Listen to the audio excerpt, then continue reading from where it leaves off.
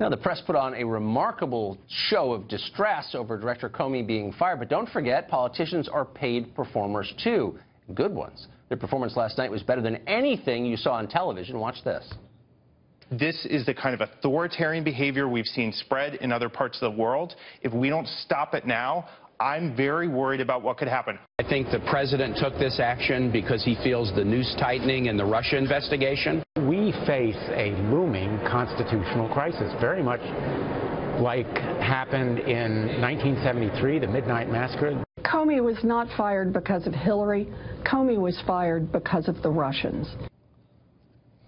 It's just insane, actually. Congressman Patrick Maloney is a Democrat representing New York, and he joins us now. So many questions for you, Congressman. First, how could it be a constitutional crisis when the president did something that he's allowed to under the Constitution? Look, I don't think it's a constitutional crisis, but I think it is a cause for concern. And the reason is because Donald Trump was, for Jim Comey before he was against him. And the question is, what changed? No, that's an entirely fair question. And I would ask the same question of you and the Democratic leadership. You're totally against Jim Comey. Say we don't have any confidence in him. He ought to be canned. And when he is, it's looming fascism. I mean, I guess my question, look, Elizabeth Warren can't know why he was fired. Elizabeth Warren has a massive following on social media in American life. People listen to her. And when she gets on television and says, I know why he was fired, it's because of Russia. You actually don't know that. And you're an opinion leader. Why are you saying crap like that you don't know is true? That's totally irresponsible. Like, why would you say something like that?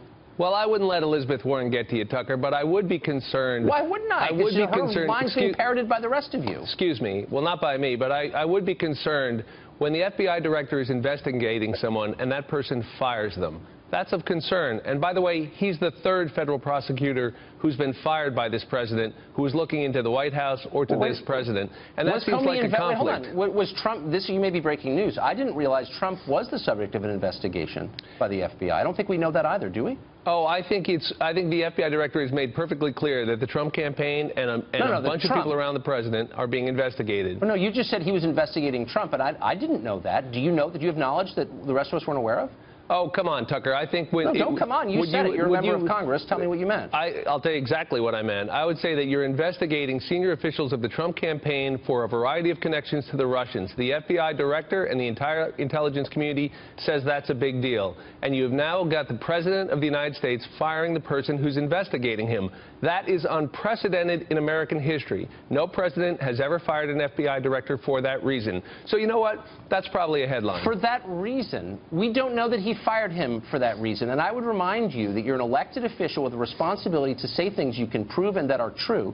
And you're violating that responsibility because you don't know why he got fired. And I would also say, if you're suggesting that the Russia investigation will somehow end now, or that it won't, in fact, become magnified and more intense, you're just wrong. Like, if he tried to cover up, it's not working. Well, the Watergate investigation didn't end when Richard Nixon fired, Archibald Cox. Doesn't make it right. And I do think you ought to look at what the White House said within the last hour. They changed their story. Maybe you noticed. It is no longer the White House story, like it was all day, that this was Rod Rosenstein's idea at the Justice Department. We now know, because the White House just said it, that the president met with the Attorney General, who is supposed to be recused, and the Deputy Attorney General on Monday, expressed his concerns about Jim Comey's testimony about Russia, Tucker, and concluded that he should go. And then the Deputy Attorney General went back and wrote that memo. That wasn't their story this morning. They just admitted it.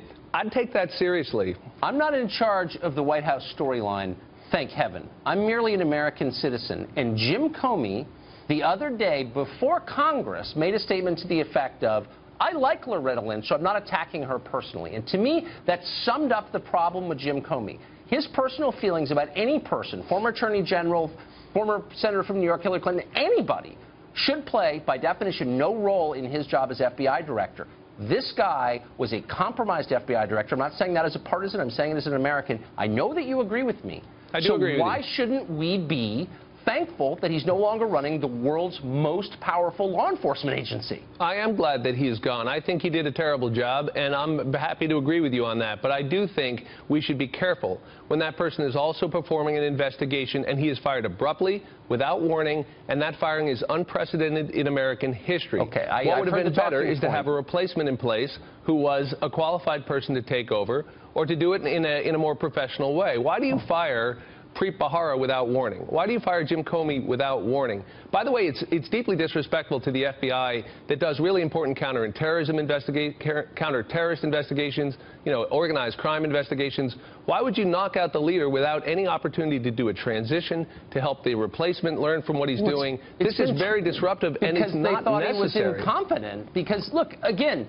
well, he was incompetent the day before if he was incompetent last night. But you don't either, and I think... No, excuse me, Tucker, can I stop you right there? Yeah. No, seriously, the White House an hour ago just said more about why they did it, and this is the White House speaking. You don't believe a thing they say. You don't believe a thing they say. I'm telling you what the fact remains, neither of us knows what exactly happened. Well, Tucker, in the interest of informing... irresponsible things in the meantime. In the interest of informing your viewers, excuse me, the White House just said that the president watched the director's testimony, became concerned about it, and met with the Attorney General, who was supposed to be recused, and the Deputy Attorney on Monday.